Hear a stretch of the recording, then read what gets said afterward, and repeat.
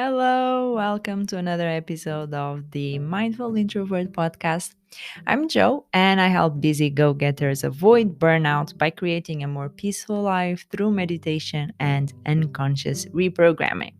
And I'm doing this series now where I bring these guests over on the podcast and where they share their life experience and their overall tools, their favorite tools to improve their life and create a life that they are proud of.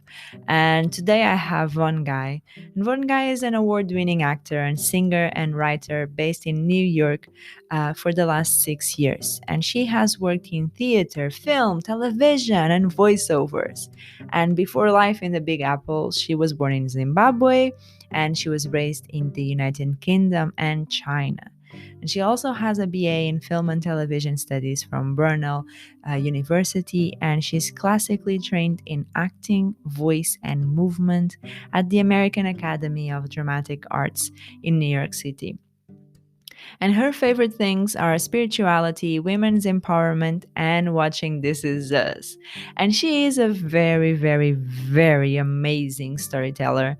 And I'm sure you'll be hooked on whatever she's telling you because she definitely knows how to keep you enticed in the story and just connected to whatever she's saying. And this is quite a lot of long episode, but it is very interesting because we are going to discuss this topic of reframing rejection, especially as an actor that she went to so many auditions and having to deal with that, and the way that her perspective on life is very, very light and brings us some joy and is empowering and very inspiring. So keep on listening. I'm sure you will love her. I'm sure you'll just be hooked to whatever she's saying, like I was through the entire episode. And be sure to connect with her on social media. I will leave everything in the show notes. So keep on listening.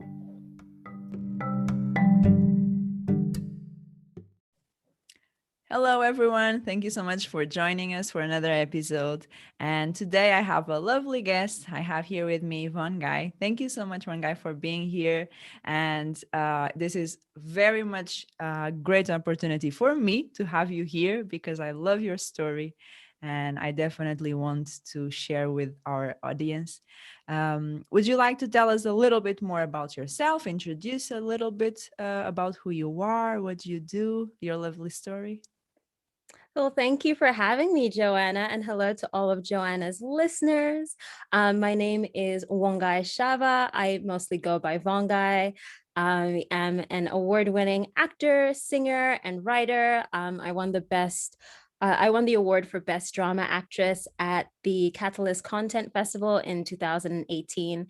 They are formerly known as ITV Fest. I have acted in film, TV, I've done lots of theater and also voiceover work. Yeah. Wow. Oh, and I was born in Zimbabwe, grew up in London and Beijing. So I definitely see myself as a third culture kid, and my accent does very interesting things. So if you're listening thinking, is she British? Is she American? I do not know. I don't know either anymore. Yeah, when I first met you, and obviously with me living in the UK, and you telling us about your experience growing up here, and it was just so interesting listening to your accent and just trying to find where you like the inspiration that was coming off. So that was very interesting. I once got Australian. So I used to work at this venue where basically they do like immersive theatrical experiences.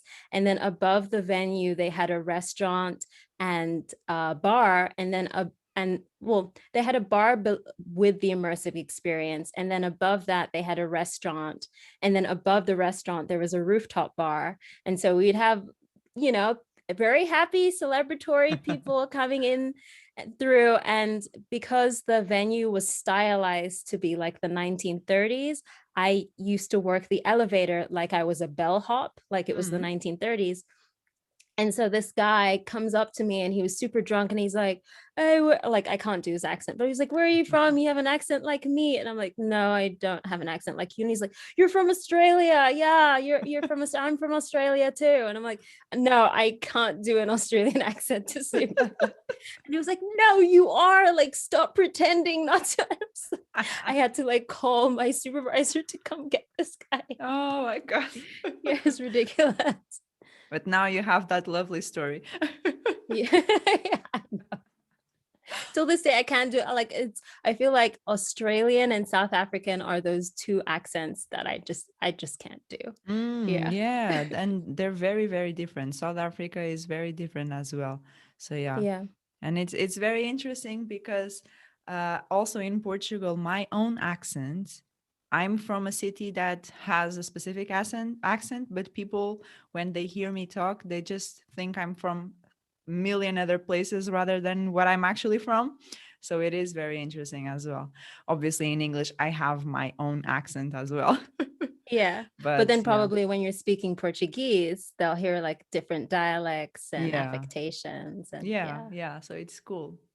And today we are going to talk about your experience as an actor and how you go on these auditions, and basically you raise your self confidence, right? Because you had, and I'm sure you had to do quite a lot of personal development to build that Mm-hmm. confidence. What was your experience with that? So to get your listeners up to speed, I've been living in New York City for the past 6 years. Well, my first degree is in film and television studies from Brunel University in London. And then I moved to New York to pursue acting because that's what I always wanted to do. Loads of people were like, no, you need a backup plan, this. And it was the second year of my 3-year film and TV degree at Brunel that I just realized I just missed acting and I wanted to do that instead. So it's like as soon as I handed in my assignment, I was like on my laptop looking for acting schools and all this. And I have a whole manifestation story to Yeah. do with that.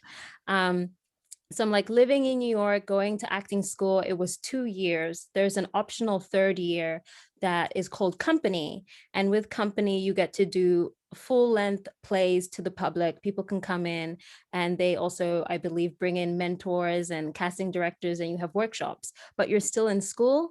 And I found that being in school felt like being in a bubble where, like, it got to the point where I felt like there was some favoritism towards certain actors and I was just done with that. So I was like, I want to go into the real world and just learn as I go, especially because with our industry it's just forever changing. So like left school, beginner's luck, I start just signing up for short films and plays, and I was just like booking these short films, whether they were like student films or whatever, anything to just get credits towards my visa, because I was on this thing called optional placement training, where OPT as it's known, where they give you 1 year of work in the field that you studied, and then after then you can choose to decide to apply for a visa. So I'm doing all of that, and then I'm like applying to these different things. I didn't have a manager or an agent. I was still trying to figure that out. I think I did like one showcase and I got a manager, but that was like later on. Like she was interested in me, but then stuff was happening with the agency, so I only signed with her a year later. But this is, we're talking 2016. So 2016 I'm auditioning, and then there's this one network, I'm not going to say their name. There's this Mm. one network that was doing a showcase where they kind of brag about the people they've discovered, and some of them are like these famous people who are in TV shows and award winners, and it's all about diversity. I guess there's a hint there, but I'm still not going to say who they are. And they have always been my dream network to be on. My favorite show at the time was on this network. And I feel like this network at the time had casts in their shows that were the most diverse and inclusive that we had ever seen like in years. Because I feel like this wave of diversity kind of started around 2012, and this is Mm. 2016. So we were 4 years into that. And so this was my dream network. And I like submit on this platform called Actors Access, where actors can just go on and find auditions and submit. And they were just doing like a showcase where anyone who kind of is a person of color, minority, has a disability can just submit and they'll like bring you in. And so um they brought me in, they sent me a message on the platform that like I was selected to come in. I'm like, yay, because I was just like beginner's luck. I'm fresh out of school. I had my like snazzy headshot. I'm like, I'm gonna book this dream role on my network. And they give me sides, which is a script. So basically, sides mean like the number of pages. That's what they call it in film and TV. So they give me these sides. I read through the sides. I'm like, these sides are perfect. I see myself as like this person on the TV show. I've got it. I go to the audition and I'm like super excited because I'm seeing the logo of the network. I'm seeing the posters of all the TV shows, including the one that was my favorite show and my dream show to be on. And I remember taking my phone and like quickly snapping a picture near the logo and thinking, this feels right. I'm meant to be here. I texted my mom a photo and I like texted my best friend at the time because he was also obsessed with this show. I was like, guess where I am? Oh my gosh. And the wait for this audition was just super long. It was the first time I'd ever been in sort of a cattle call-esque audition, but it didn't feel like a cattle call. And they were just running super behind. And I think it was week 2 or 3 of me starting the job at that 1930s place I had just Mhm. mentioned. And then they had this thing about being on time and not missing a day of work and this. And so I was freaking out because I'm never late for anything. And then I just see myself like, I'm running late. And I'm like, but I like it's crazy because my ego was raging at me like, you can't lose this job. If you lose this job and you don't get another job, your OPT is going to fail and then you're not going to have a visa. Like, this is terrible. You have to be at work right now. And then the child inside of me and like my, I guess my playful self and a bit of my higher self were like, no, you have to stay. You'd be an idiot if you left. And I'm like texting my mom like, mom, they're running behind. They should have seen me at this time.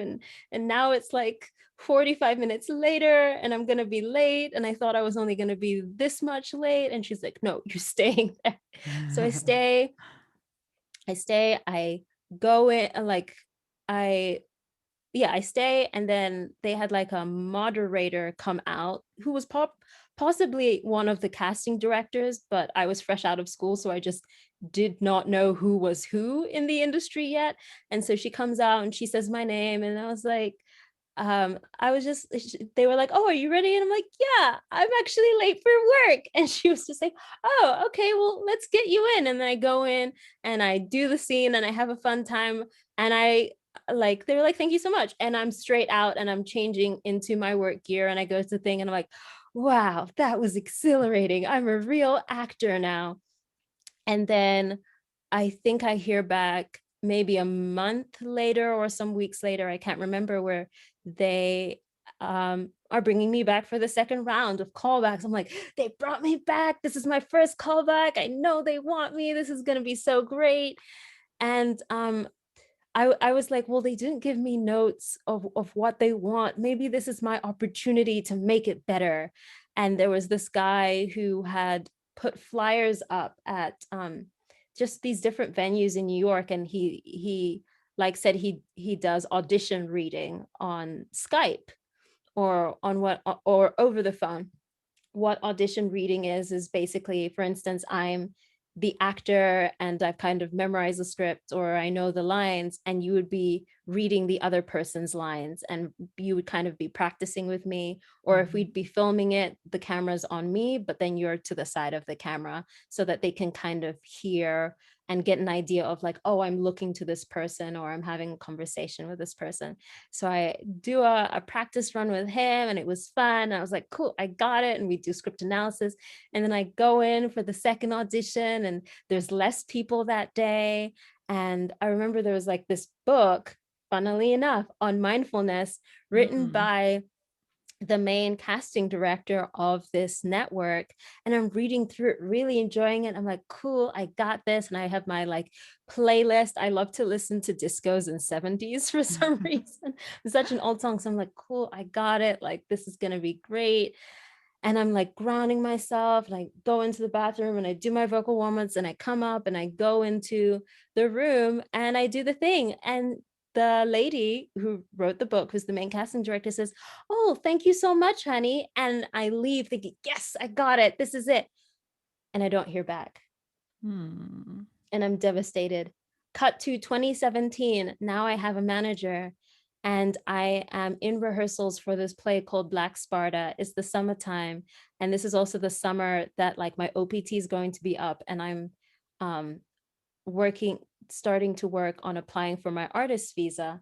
And then I get an email from my manager that I have an appointment for this network. I'm like, yes, they remembered me. They want me back again. Cool. And then I'm looking at the attached sides, thinking, oh, maybe they've given me new material. It's the same sides. And a part of me is annoyed, but a part of me is like, no, I got this. Cool. I'm going to be the right fit this time. I know it. And in, like I had mentioned, in 2016 there were two rounds, so I went in the Mhm. first time, and then they brought me for the second.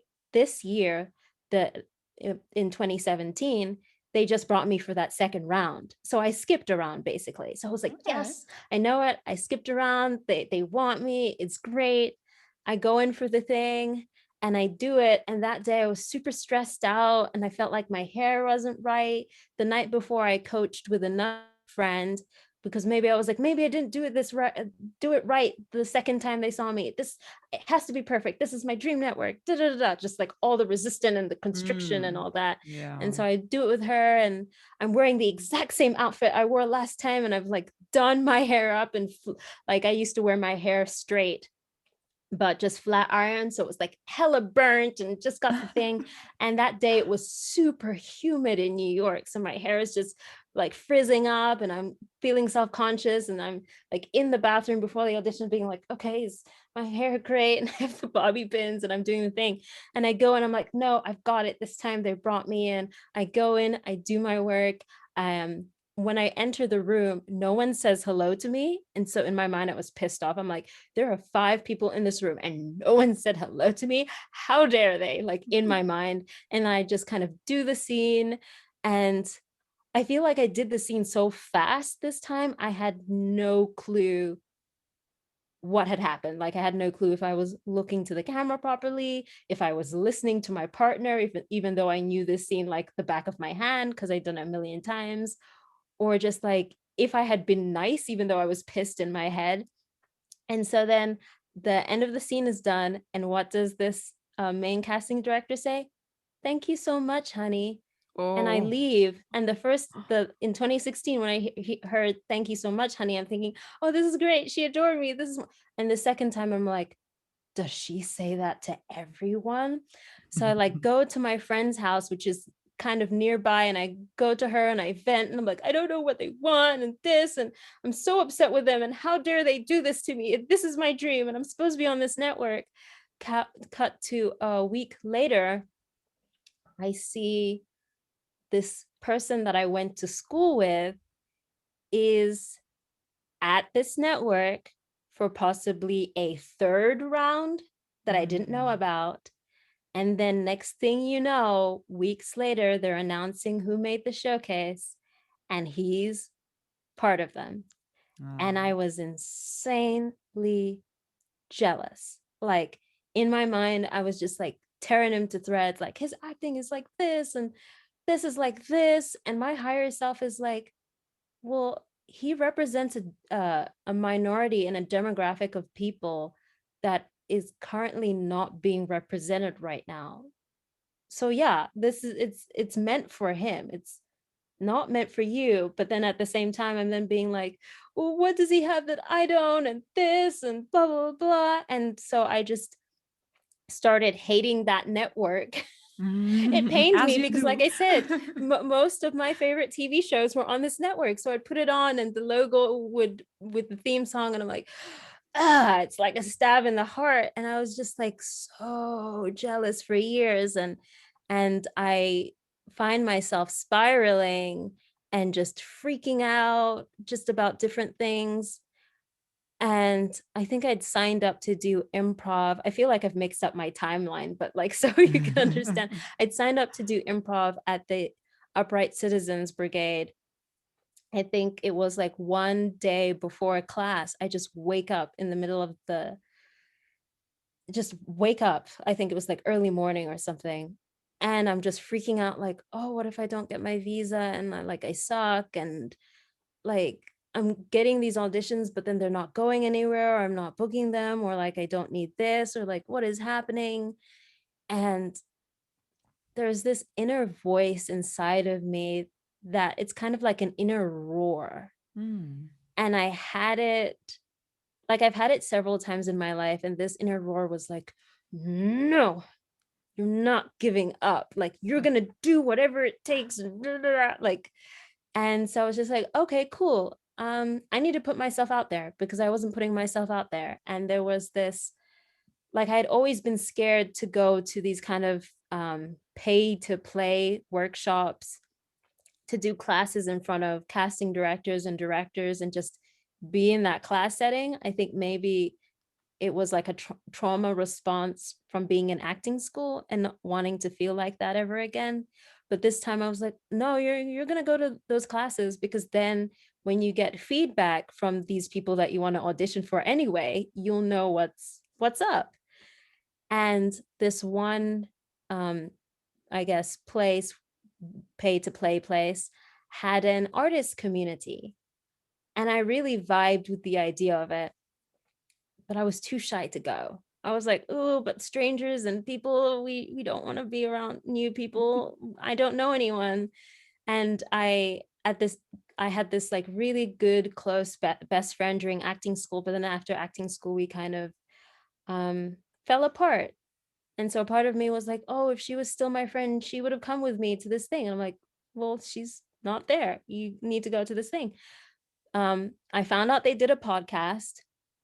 I listened to the podcast, basically changed my life. It was like mixing spirituality and artistry and mindfulness in a way that I'd never heard of before. So you would have topics to do with what to do if you feel like you want to bail, or Mm. unworthiness.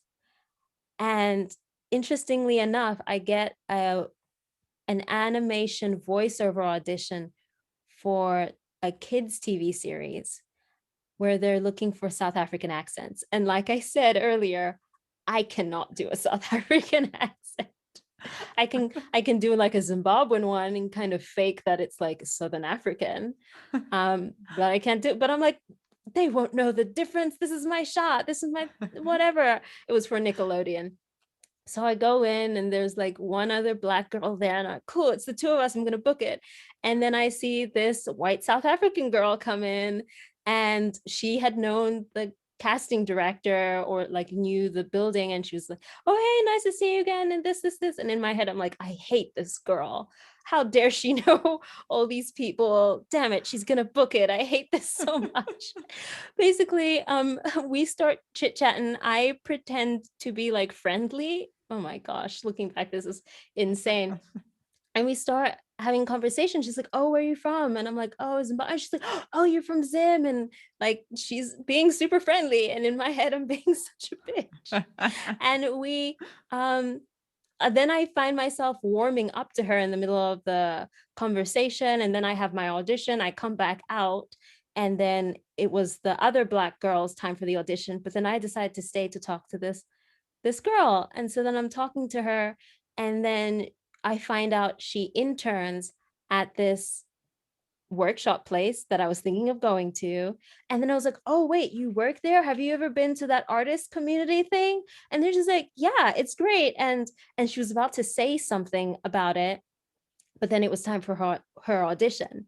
I got Mm. her name, and a part of me was like, I need to finish this conversation with her. So I go home, I hop on Facebook like a creeper. I hop into because I've been in the group for the artist community for a while. I just never said anything.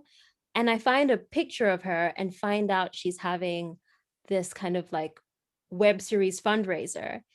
And so I reach out to her and I'm like, hi, I was the girl at the audition and the this, and go to her Halloween party. So at this same Halloween party is where I discovered my friend who reads tarot for me, which is hilarious. An article actually just came out about him the other day saying he's one of the best psychics in New York, apparently. Anyway, and so then I finally talked to her at the party and she's like, yeah, you have to come to the artist community. It's called Create, by the way. I'm not afraid to share their name. She's like, you have to come to Create. And then I go to Create and I basically fell in love and I found my family and I went every week like it was church to me. And we, like I said, we'd go through different topics like unworthiness, and we were doing similar exercises to the ones that you and I are doing in the course Mm. that we're currently doing, the self-development course, where you would I remember one of the first exercises I did was write down who your cheerleaders are. So you'd write down a list of who your cheerleaders are. Write down who you think your critics are. You Mm. write down who your critics are.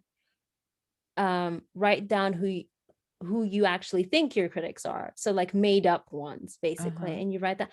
And then seeing it on paper, you're like, oh, I actually have more cheerleaders than critics. Like I've been making stuff up in my head, like I've been lying to Mm. myself. And we would also get into different groups and pairs and like introduce ourselves to other people we'd never met, and we would all be in a circle doing different things. There's one um, create workshop where we went, I think it was around Christmas time, and I think the topic was you are the gold, kind of like you are the award winner, because a lot of us are actors in this community. Some people Mhm. are writers, but some people are writers, some people are directors, producers, etc. But most of us are actors. And we had one of the teachers, she's kind of like my fairy godmother in my head. She read this children's book. And in the beginning, she's like, yeah, you're going to think, why am I reading this children's book? But it was something called like, Can I Fill Your Bucket or something? Mm.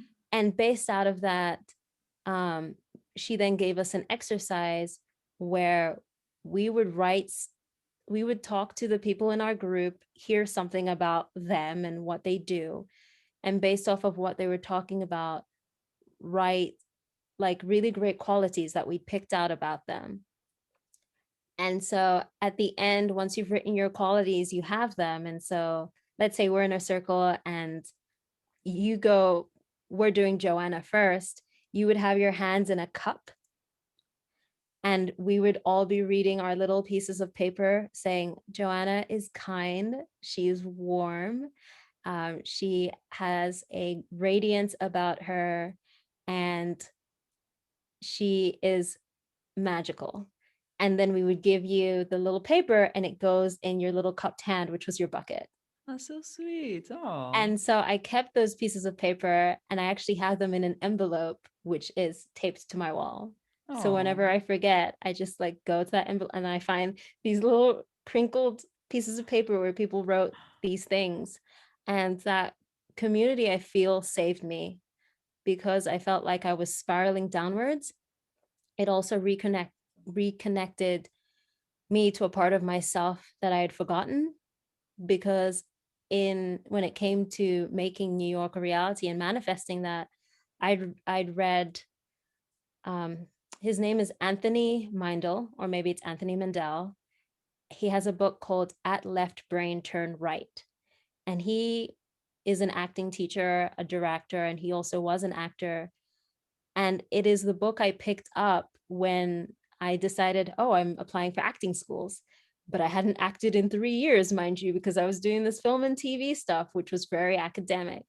And I picked up his book, and he had all these different exercises that you would do in the book, stuff to do with breathing and finding like if yoga helps you do yoga, if singing helps you sing, if chanting helps you chant, and just different things and different tools to reframe. Mm-hmm. Also, before coming to New York, I feel like I was in like a sort of self-development kick.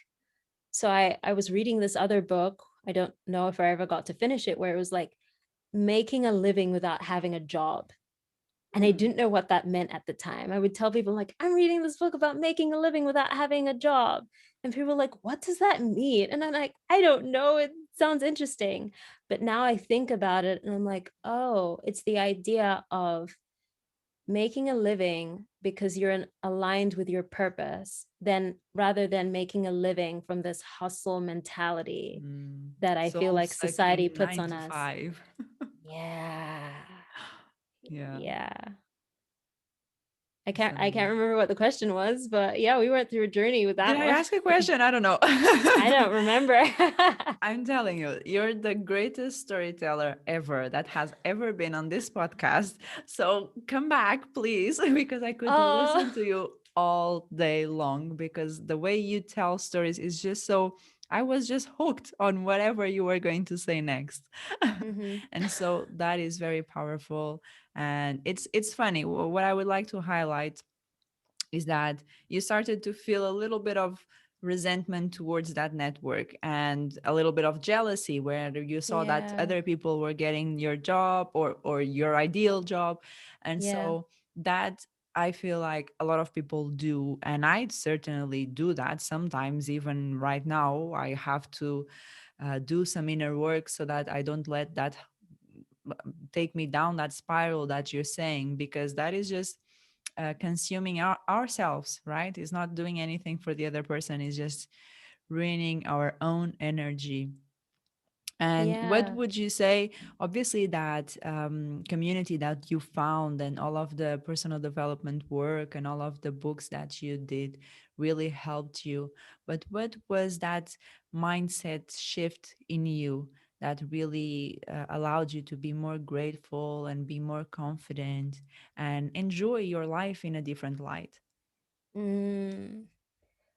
Um, Interestingly enough, 2016, what a year.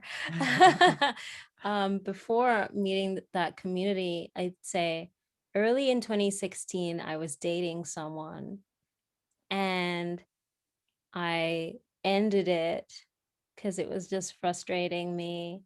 And it was also bringing up feelings that I wasn't enough for this person, or like this person didn't have time for me. So I ended it. And literally a week after I'd ended it, I was on Tinder and I was just swiping away, being like, whatever, just gonna do it for the heck of it. But relationships, what are they? And I stumbled upon this guy who intrigued me, and I learned he had lived in Shanghai.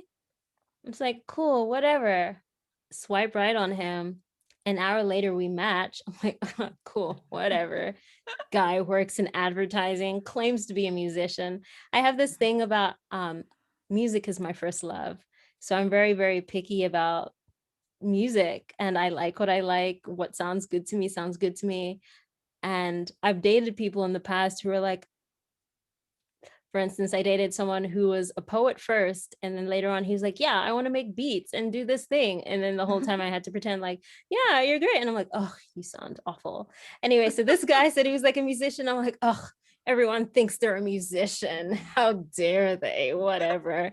And um, we kind of hit it off, and because he was like, "Wait, you lived in China?" I'm like, "Yeah." And I'm like, "You lived in China?" And we were chit-chatting, and his family happened to own land in New Jersey, so we had a farm. So I made this like whole inside joke of calling him farm boy. Anyway, he happened to be very spiritual, something I just did not know. And so as I feel like I was going through this spiritual awakening this year and feeling like I was getting sucked into the hole, I'm like dating him, and he's like cheering me on, and he's even checking on me about like the progress I've made with my visa. He's like, "Oh, what have you done? And how's the visa?" And like, "You go, girl, and you're so powerful, and this." And he would just introduce certain um topics and practices and things I just had not considered. Like he very much like had a very strict yoga practice, and he did his breathing every day, and he would journal because he was like seeing a therapist every week. And so as I feel like so I grew up Catholic. My dad's Catholic, and I was baptized and had my Holy Communion. And when we went to China, it's actually illegal for Chinese people to practice religion. So we would go to church in a venue that was like a school or an auditorium, and we would go with our passports. And a fun story, my worship leader what was Mark Tedder, who is the uncle of Ryan Tedder.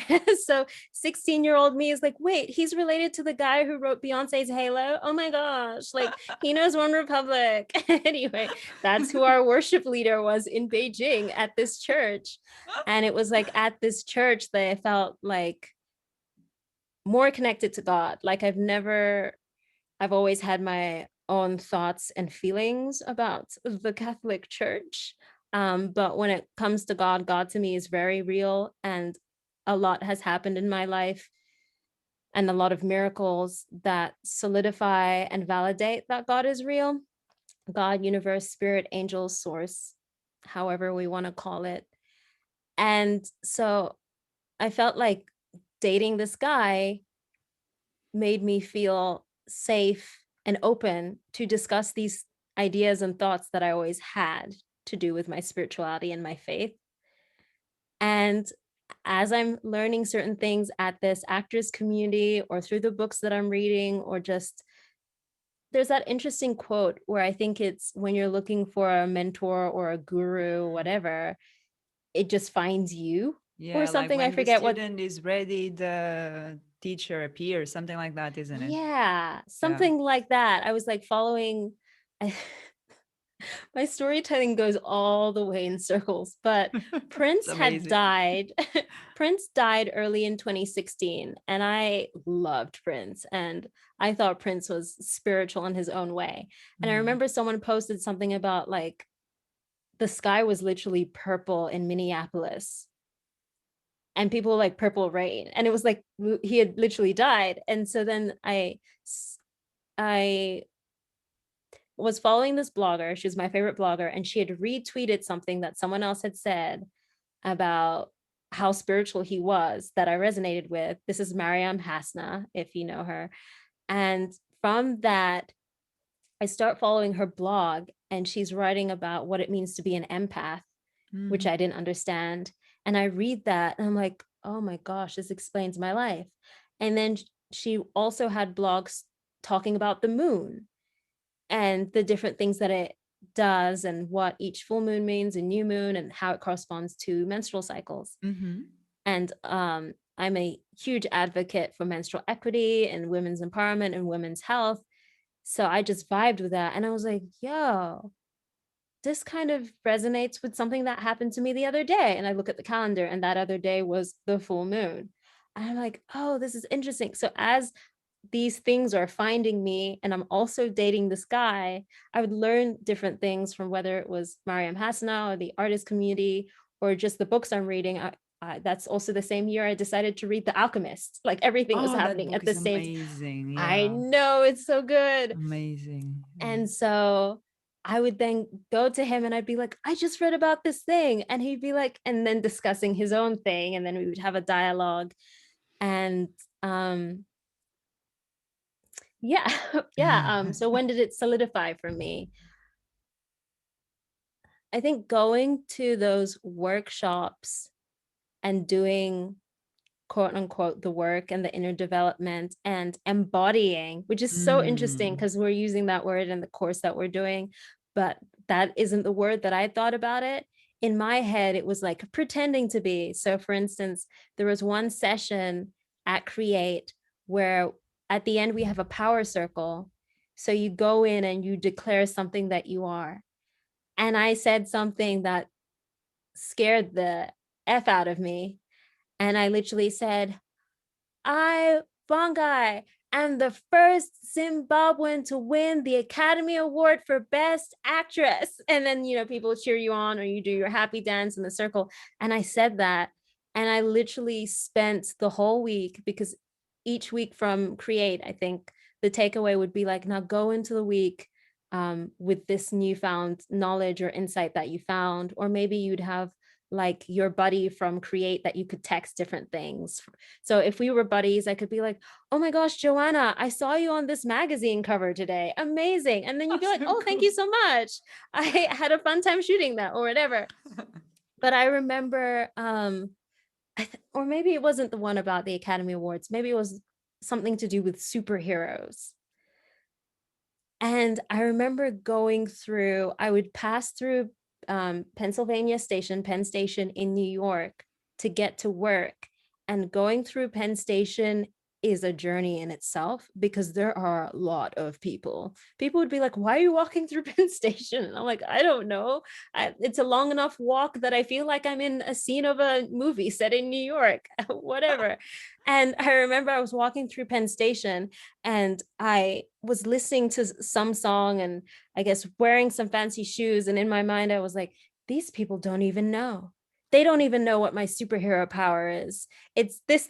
And I was just like going in the like, and automatically my posture changes, and I like got all this confidence. So I'm embodying that week after week, and it's like seeping in. And so I think doing that also works in conjunction with the practice of gratitude. Yeah. It is at this actors community, it was at Create, that I was taught by Natalie Roy and Kristen Honke. Shout out to my godmothers, my spiritual goddess mothers. This or something better. This or something better. And I remember on the Facebook group, people would have their sides. At the end of an audition, they rip them up, they hold them kind of like I'm holding this tissue. And then as they're about to put it in the trash, take a picture, and you'd say, thank you, universe. And you're throwing away your sides. And once you've thrown away the sides, it's like the end of the audition. You're not going to think about it, which is kind of funny, because literally it's like letting go. You're on to the next thing. Hence why I get kind of annoyed when people are like, when are you going to hear back? And I'm like, I just released. Like, now you're making me think about it again. But like when I get auditions, there are moments where I then, if it's on a day where it's my day off, I'll be like, okay, what time is this? Okay, I'm gonna go see a movie after this, so that when the audition is over, I can't miss my movie, and I'll go straight into the movie and I'm not thinking about it. But anyway, to get back to your initial question, it is through embodying all these different mindset hacks and reframing things. Reframing, it's not that I was rejected, or it's not that people didn't want me. I probably wasn't the right fit for it. Also, if ABC had come at the time that it came with the stuff that I knew then, I probably wouldn't be ready. I probably would have wasted the opportunity. I know so much now, and I'm still learning so much that, everything happens within divine timing. Yeah. And so it is through all these different mindset reframes, and the embodiment work and gratitude, and then the release work of this or something better. Thank you, universe, more please. Thank you, God, more please. Or like you just get the audition in your email, thank you, God. Or the audition is finished, you're like, thank you, I showed up, I shined. Something I came up with, I always tell my friends, all you have to do is show up and shine. Like all you have to do is be yourself, because we're actually living at a time where on TV, people are being their most authentic selves. It's not about like, have the right American accent. You're seeing British people and Portuguese people and people from the Middle East, and just as authentically like as they are, just natural is, and it's the same with the commercial world. No one wants to buy something knowing that it's being sold to them. You want to get it from someone you feel is your neighbor or your friend. So it is through all of that work that auditions started to pile up. And I was like, yay. And instead of being like, oh, I have this audition, I'm stressed out, and I have to do the thing and then memorize it, and I have to go to the place to tape it and then go to the audition, and I've got work, and I'm afraid I'm going to be late, and I don't want to lose the job, and all of that, which is that very like restrictive, Yeah. tense, Pressure. resistance. Yeah, And the it's a scarcity pressure. mindset, isn't it? Because when you're so stressed and Yeah. there's so negative charge, it's almost like, oh my God, I cannot fail at this. I have to be perfect because if I don't have another chance and I have to make it. And it's just so anxious, isn't it? It's similar to when you're like obsessed with a person that you like, and you're like, this guy has to be the one, I have to be perfect for Mm. them, I have to, and they sense that energy and they're like, eh. Yeah, like, no. Also, with that energy, it constricts the voice. And when you Mm. constrict the voice, you're constricting the physical. So the camera catches all the tiny things. Yeah. Or if you're going in for theater, people can see it in your body language, so Yeah. people can tell. So I'm not being my best self when I'm from that energy, but when I'm from the energy of I get to be an actor today, I get to play, like this is what I love, like I love to do this, this is play, it's not a chore, it's something, it's like, oh wow. And also realizing, do you know what, I could get an audition today and maybe this is going to be my one audition and I won't see one for another 3 months, cool, whatever. That happens to a lot of actors. That has also happened to actors who are now A-list actors. It also does happen to A-list actors. The only difference is A-list actors have enough money in their bank account and savings that it doesn't Mm. bother them. Like that's the only difference, but it literally happens to everyone. So I remember one teacher had said to us, when you're on the way up, remember people who are there when you're on the way down, because when you're on the way down, they're going to be up again, which is Yeah. why you always have like the 5 minutes of fame, or this person is the it girl and they're no longer the it girl, this person is back, and this. And for instance, what's Jennifer Lawrence doing right now? I don't know. But there was a moment where she was in everything. Yeah. Like Yeah, I feel that's like true. Zendaya is like one of the new people who's in everything, and cool, like everyone kind of Yeah. has their own moment. And so I would then take those moments where I'm getting the audition. I'm like, thank you, universe. I'm going to the audition. I'm coming back from the audition. And then I created this thing, which then I found out other people do as well. But then I would also tell my friends about it, where I have this whole hashtag, which is now like my life's mantra, which is hashtag it's a party, because I just love to dance. I love to party. I love to be free. And by party, it's just like moving to the music, hence the Mm. disco music and the 70s music. So I always pretend when I'm going to an audition, I'm like, oh, wow, I get to have this one night only, one afternoon only performance that no one will ever get to see again. And it's going to be the most magnificent thing that has ever been. And anyone who misses it, they missed out. And so I'll go to the audition and do that. And then once the audition is done, I'll be like, it doesn't matter if the audition went well or didn't go well. I'll be like, I did the audition, I get a donut or something like that. Or like, I did the audition, I get to buy Shake Shack or whatever the fast food is that people like. Or I'm going to buy myself a cake, or I'm taking myself to Central Park and I'm getting an ice cream and I'm lying out in the sun. So I'll do that. I kind of give myself an incentive to do the Mm. audition, as if it was like, if you eat your vegetables, then you can have dessert. But it's not even a bad thing. It just makes me want it even more. So when the audition comes in, because now I do have a manager and an agent, which is great. When the audition does come through, I'm thankful, because one, I have an opportunity to play and do what I love to do, which is tell people stories. And then like, yeah, two, I get to be in a room so that people get to know me. If I'm not getting this audition, maybe it's the next audition that they'll cast. And then three, I'm instantly thinking, ooh, okay, what ice cream am I getting because of this audition? How am I going to spoil myself? Because like, I'll use it as an excuse to spend money on myself.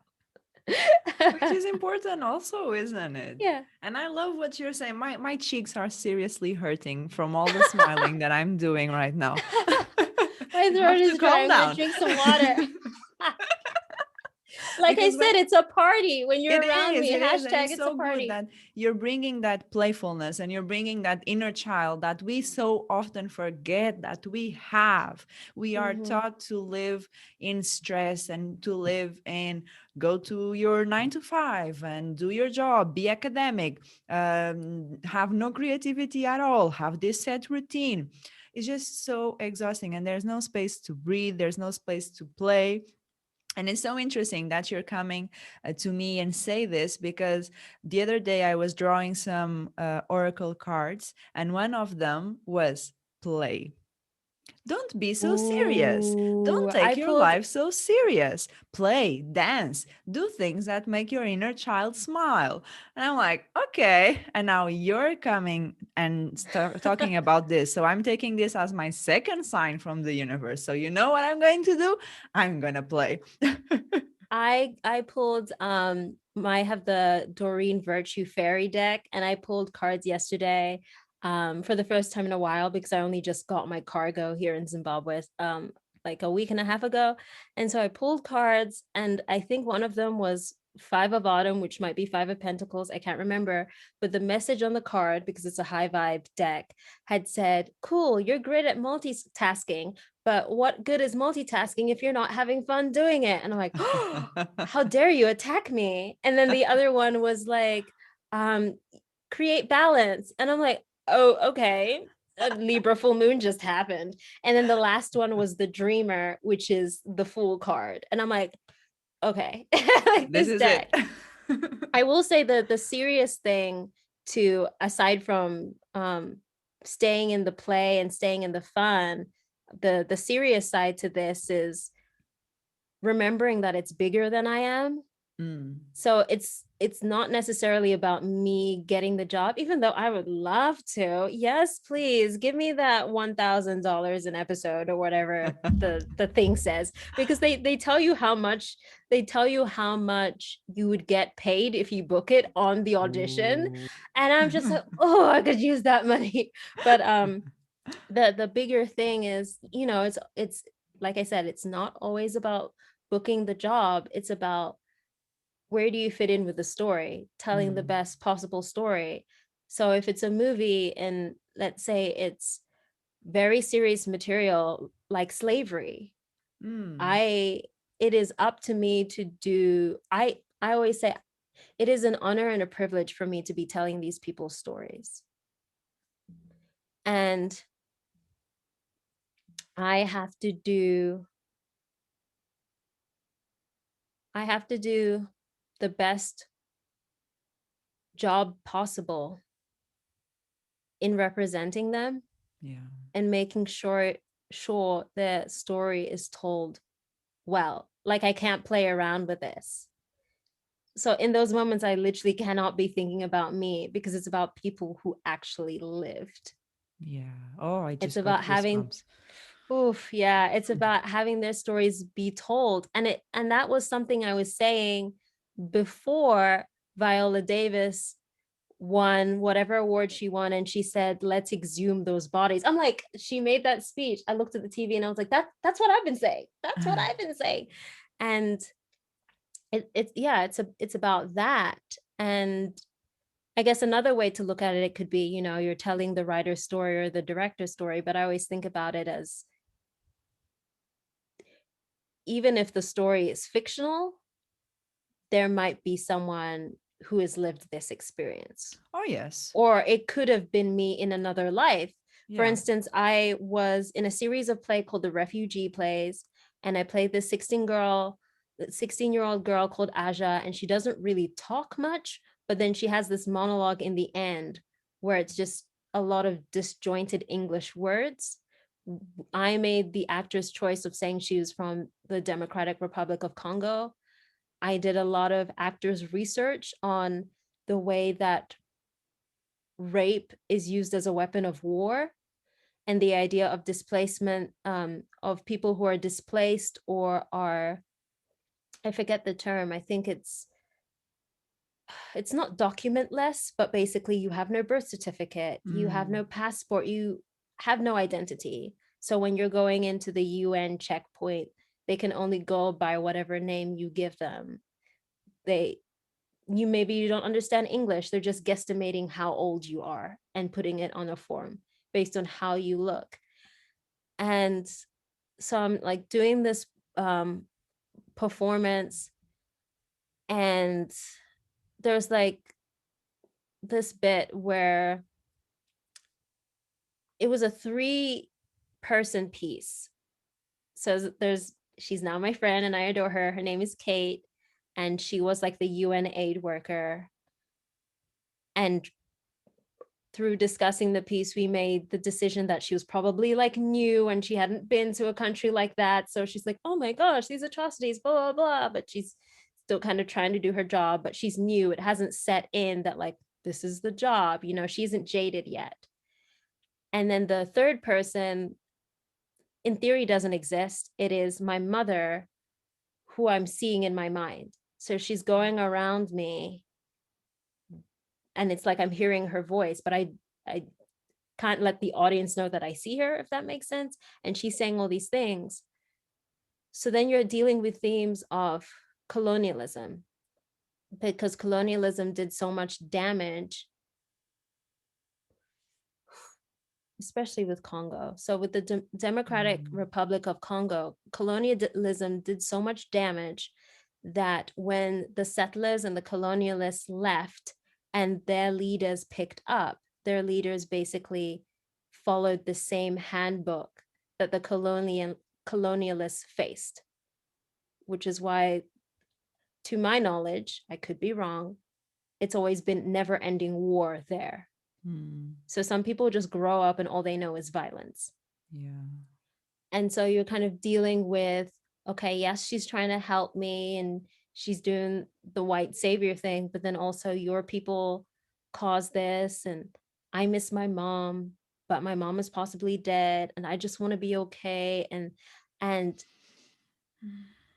you have to find a way to take all of that and embody that into this dialogue or monologue, which was basically you, you, I, me, like just different words. I can't even remember right now, because in the beginning when we looked at it, it was like, oh, this is difficult. Even auditioning, I was like, I don't know what I'm doing. And then I kind of just made a choice. And then later on the choice deepened. And it was like, as we would rehearse it, I would be like, oh, this bit means this, or this bit could mean that.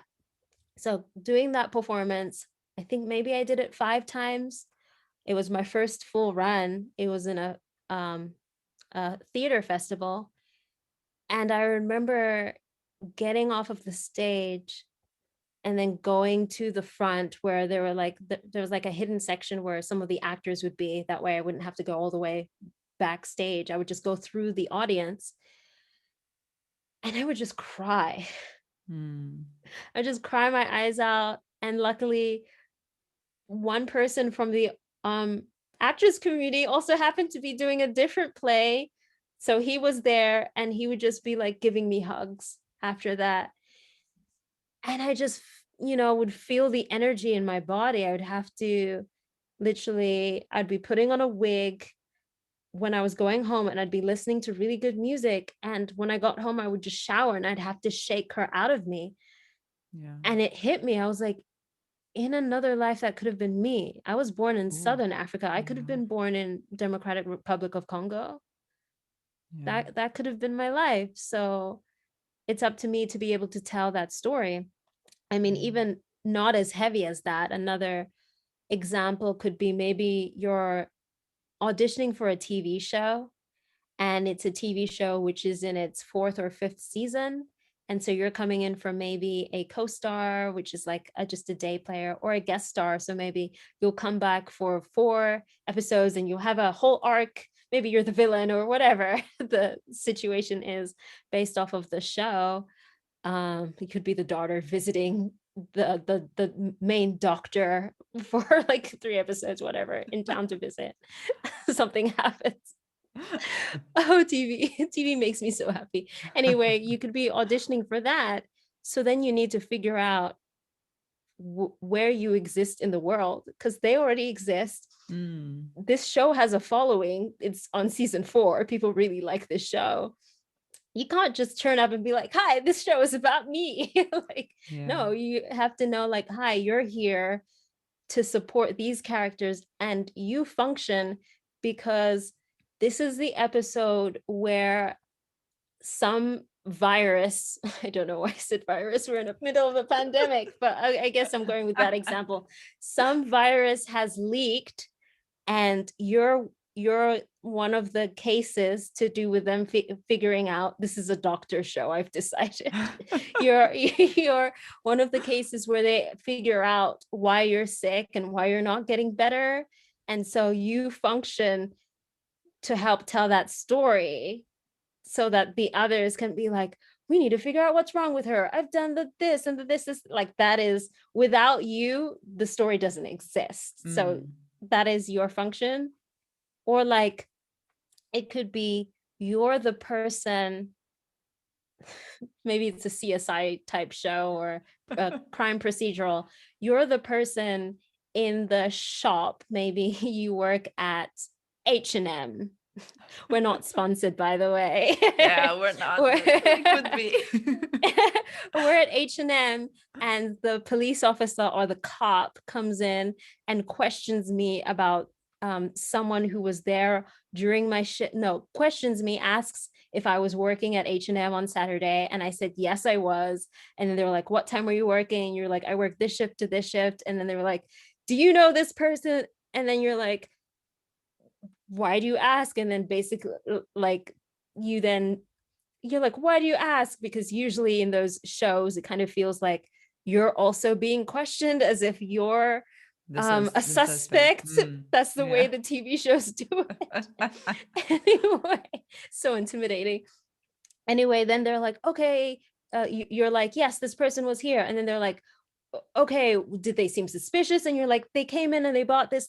Maybe you're the character who's giving the Mm. important clue that the police officer will then go to the next place and get a lead on where Yeah. the criminal is hiding out.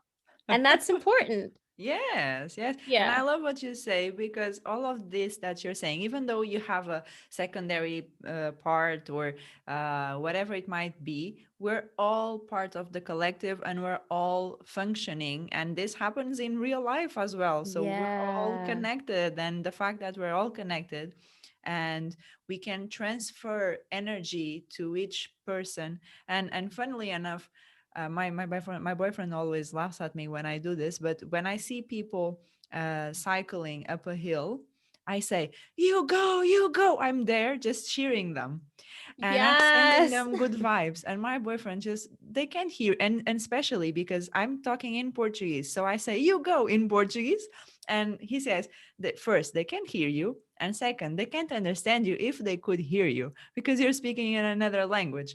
And I just said, you know what? Energy doesn't speak languages. They understand my energy and I'm pushing them. And so we're all collective, we're all connected. And what you said that you embody, and obviously being an actor is a lot about embodying the script Mm, and embodying other persons or the characters' experience. And in life, we have to do that as well. We have to embody the character that we want to become in the future. And so, and this starts today, and that's how you manifested all of your dream life, and you manifested all of this playfulness and this light that just comes naturally to you. But it comes naturally, I would say, now because you allowed yourself. And I feel like a lot of people don't allow themselves and don't allow to be who they truly are. Sometimes they don't mm, even know who they truly are. They're still discovering, which is absolutely fine. And it is that divine timing that you say. And every situation that, as negative as it might seem, it has a purpose and it's there to show you something. And sometimes those situations that we perceive as negative are exactly like you're saying in that CSI where you're being interrogated and you're just giving them the leads. Sometimes those situations in life give you the leads to what's to come and the beauty mm, of the experiences that you are going to live. and the learnings that you're going to get and the growth that you will have from experiencing those situations and going through them, by allowing you to feel whatever it is that you may feel, to explore your spirituality, explore personal development, and do all of this. So I loved your story. Thank you so much. I seriously, we're talking like more than 1 hour. I haven't even checked the time. Yeah, and we could go on forever because I love your stories. So how can people connect with you? How can people show you the love that you deserve on social media?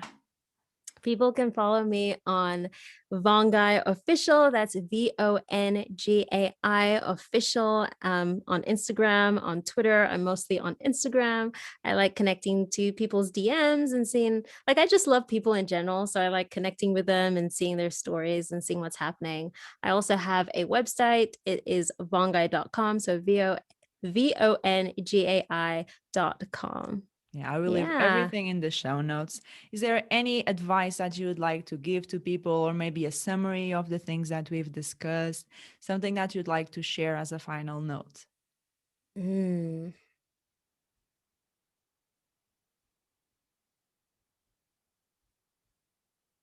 You are always worthy. You are always deserving, and it's possible for you. Your dreams are valid. Yeah. You just Yeah. channeled your higher self right there. I saw you were just Yeah. channeling, just emanating that good vibe and good energy. Thank you so much for your words. Your words. Thank you so much for being here. I loved hearing your story, and I love to have this opportunity to share your story and share all of the learnings and the inspirations that you could get to our audience. I hope you enjoyed. I loved being on the show. This was my first podcast. So thank you for having me on, Joanna. Thank I've you. done Thank you for like being here. Zoom interviews, which turn into articles, but I've never done a podcast. And I love to talk. So this is actually perfect. Yes, yes, and you do it Yeah. so well, so we had to have you here. Sweet Well, stuff. thank you so much once again. And for everyone listening, I guess I will see you on the next episode. Bye.